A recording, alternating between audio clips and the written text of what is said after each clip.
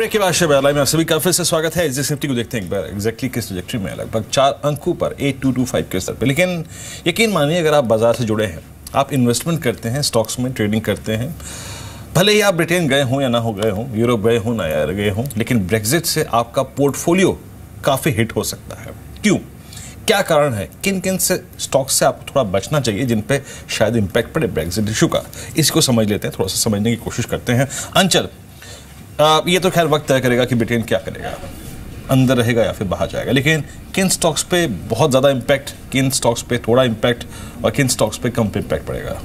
शुक्रिया वीरेंद्र। देखिए, स्टॉक्स की बात तो मैं आपको बताऊंगा, लेकिन मार्केट्स पे बहुत बड़ा इंपैक्ट आता हुआ दिखेगा, क्योंकि अगर ईयू से ब्रिटेन अलग होता है तो सीधे सीधे पाउंड डिप्रिशिएट करेगा। पाउंड की वजह से डॉलर में तेजी आएगी और जो रुपये को और वीकन करती हुई दिखेगी। साथ ही साथ जब भी क्योंकि मेटल पूरा इंडेक्स यूके बेस्ड है, तो कहीं ना कहीं सोने चांदी के प्राइसेस एस्केलेट होते हुए दिखेंगे इंटरनेशनल मार्केट में। और जब सोने के प्राइस भागे हैं तो भारतीय बाजारों पे दबाव सीधे तौर पे है, क्योंकि भारतीय बाजारों से पैसा निकल कर सोने चांदी में लगा है। इसके अलावा जितने भी फंड्स हैं, जो यूरोप बेस्ड फंड्स हैं, वो कहीं ना कहीं एग्जिट करने की कोशिश करेंगे पाउंड में अपने एक्सपोजर को घटाने के लिए। तो इंडिया से भी पैसा बाहर जाता हुआ दिख सकता है। लेकिन रही बात शेयरों की, 3 बड़े सेक्टर्स हैं वीरेंद्र जिस पे आपको नजर रखनी चाहिए। सबसे पहले एक्सपोर्ट सेक्टर सीधा हिट होगा अगर ईयू से एग्जिट होता है ब्रिटेन। करीब देखिए 900 करोड़ डॉलर का कारोबार है इंडिया का यूके में, और कुल यूरोप में करीब 11,300 करोड़ डॉलर का कारोबार है। तो एक बड़ा चंक है यूके के एग्जिट होने पे जो डेंट आता हुआ दिखेगा। साथ ही साथ आईटी कंपनी में प्रेशर पड़ेगा। पाउंड अगर वीक हुआ, जिस तरह से हम पिछले क्वार्टर में बात कर रहे थे, क्रॉस करेंसी हेडविंड्स, वो साफ तौर पे नतीजों पे ओवरहैंग डालेंगे। पाउंड की वीकनेस कंपनियों के, आईटी कंपनियों के नतीजों को साफ तौर पे प्रेशर में डालती हुई दिखेगी। और रही बात ऑटो की, वो लाइमलाइट में रहेगा, वहां प्रेशर रहेगा। मदरसन सुमी जैसी कंपनियां, टाटा मोटर्स, ये काफी हैवी कारोबार है इनका यूरोप में और यूके में। तो अगर यूके एग्जिट होता है तो डेफिनेटली प्रेशर, टाटा मोटर्स तो सबसे पहला कैंडिडेट किसी के भी दिमाग में आएगा। जेएलआर हिट होती हुई दिखेंगी।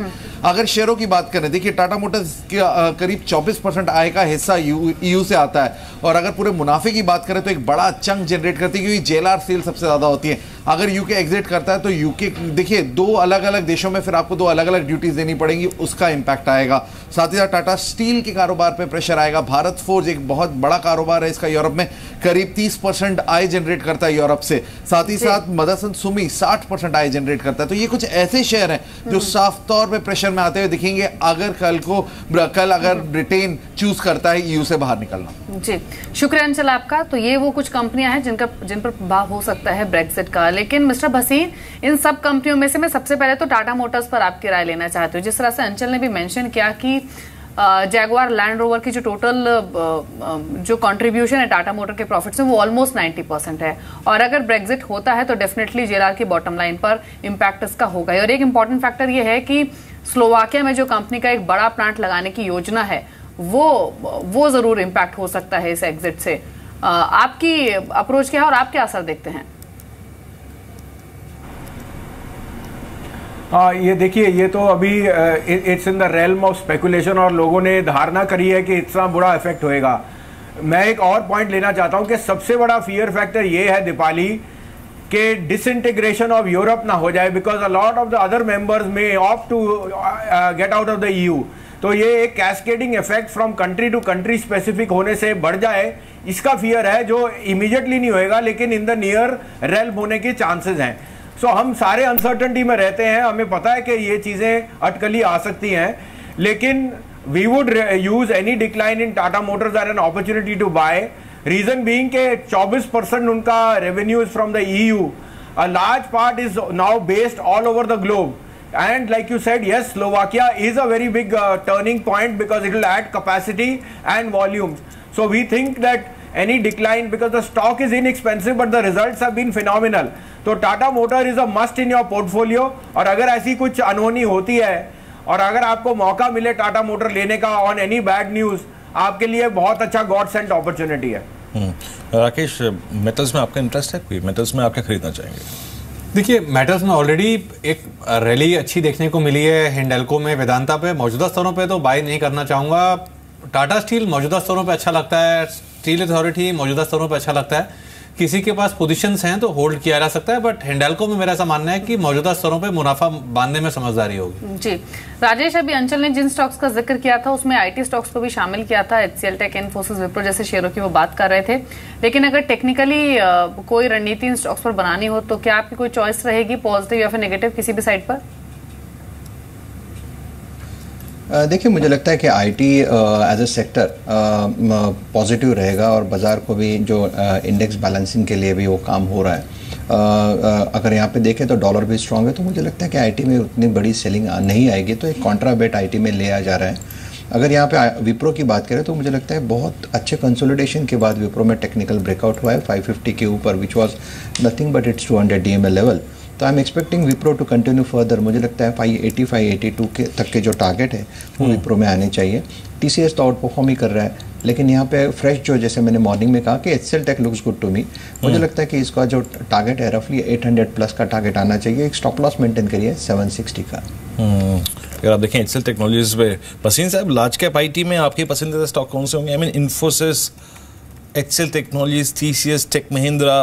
रूपी इशू के चलते बाजार ने इनको एक एडवांटेज दिया था परसों, लेकिन कल कोई खास वो एडवांटेज नहीं दे पाया बाजार। आपका कोई इंटरेस्ट है लार्ज कैप आईटी में? और इनफैक्ट भसीन साहब, मिड कैप आईटी में एक से एक स्टॉक का हल्ला मचा रहे थे। आप देखिए एक्सावेयर को, KPIT को देखिए, माइंडट्री को देखिए।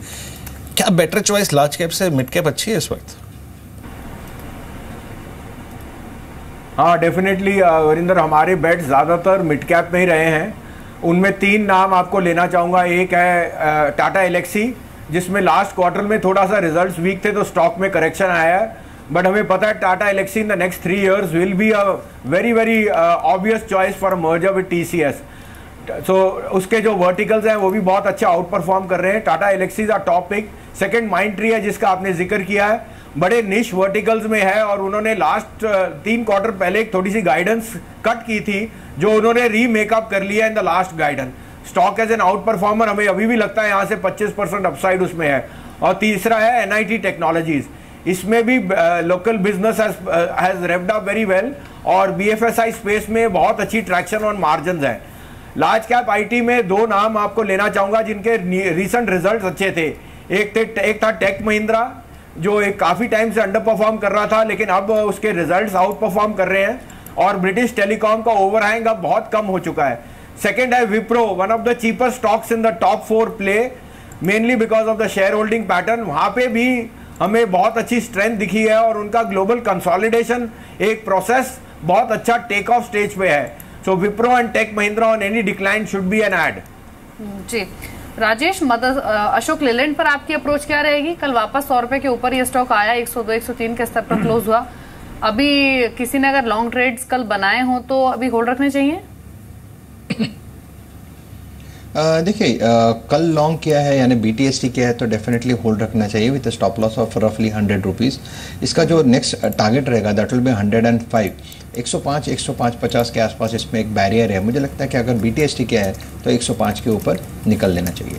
अशोक लेन के बारे में मैं इनफैक्ट यही चीज़ कहना चाहूँगा कि कल इसमें जो ऑप्शन एक्टिविटी थी ना, याद रखिए बहुत स्ट्रांग थी। 102.30 पे कल क्लोज हुआ, 105 का कॉल राइटर काफ़ी बड़ा एक्टिव था। आई मीन वो बैकफुट पे आया था। 107 की कॉल में काफ़ी बाइंग थी, 100 102.50 की पुट में काफ़ी राइटिंग थी।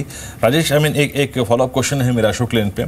अगर सीरीज के आखिरी में वही फैक्टर आई मीन जो REC में था, दैट वाज शॉर्ट कवरिंग, मंदड़िया बैकफुट पे, 107 या फिर 150 की कॉल ऑप्शन में काम कर सकते हैं। यहाँ पर किसको चूज करना ज़्यादा बेनिफिट मिलेगा इसमें?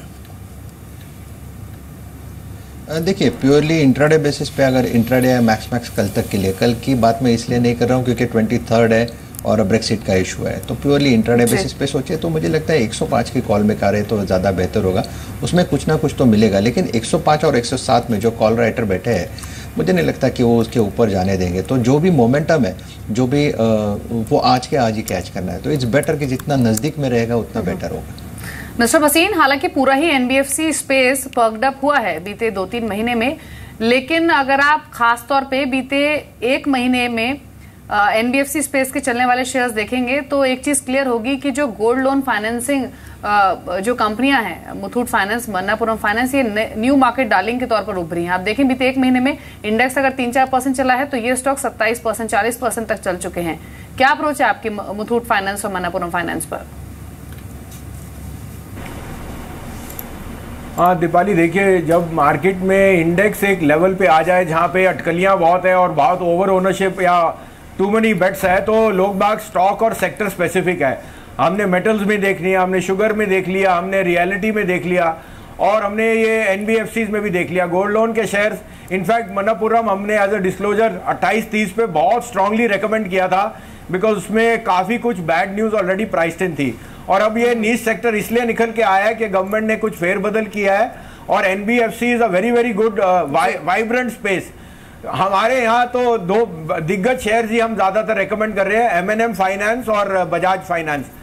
साथ में अगर आप में रिस्क टेकिंग कैपेसिटी है तो हमें लगता है रिलायंस कैपिटल 390 पे और 400 के बीच में अगर मिले वो आपको ज़रूर लेना चाहिए, गिवन द बैक के निपॉन लाइफ उसमें स्टेक बढ़ा गया है, इंश्योरेंस इज डूइंग वेल और उसके जो वर्टिकल्स हैं they are all doing extremely well.